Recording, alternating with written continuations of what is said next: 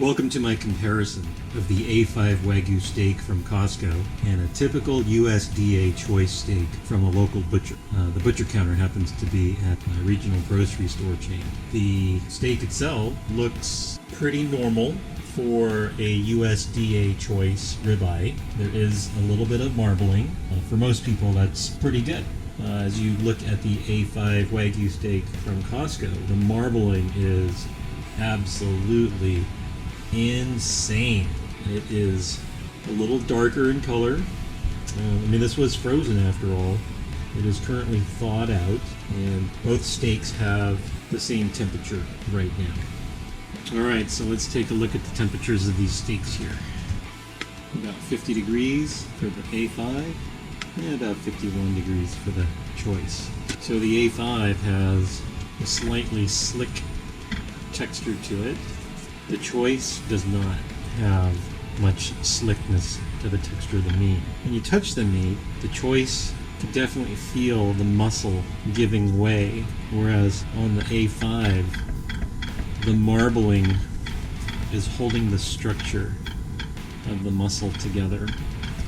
Visually, I would actually prefer this cut over the A5 just from the fact that this has a much larger defined cap. It's probably, this comes from the shorter end of the rib roast, and this has a much smaller cap. When I was choosing which pack to buy, I was hoping to find a large cap, but this was the best that I could get. And this steak was in a 2-pack, and the 2-pack was just under 2 pounds for both steaks. This one comes in at about 0.95 pounds. The USDA Choice steak comes in at 1.1 pounds. I did pat dry both steaks, but this one could use a little bit more patting down before cooking. It is interesting, very cool. So what am I doing to prepare the griddle, or the cast iron surface, to cook the steaks? Well, I've got the flames on, and I want the temperature to be close to 500 degrees. A little more is okay. I want it to be as hot as possible. So I'm just going to let this run a little bit longer until the temperature's up. For the seasoning of these steaks, all I'm going to do is season with kosher salt, and then I'll add some pepper later. I'll just salt one side, and this one side will be the side that goes onto the cooking surface, and then I'll salt the other side once this side is on. Alright, let's see what the temperature looks like now. Alright, we're over 500. And just to give you a heads up, this is going to be seared for 2 minutes a side, and then it's going to go into the oven at 130 degrees.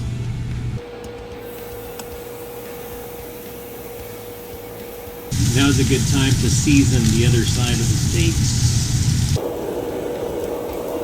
Alright, we're coming up on 2 minutes. I'm not a big fan of sticking the steaks with a fork. I'm just going to grab and turn with a set of tongs. We're coming up on 2 minutes here, so let's take these off and transfer them to the 130 degree oven.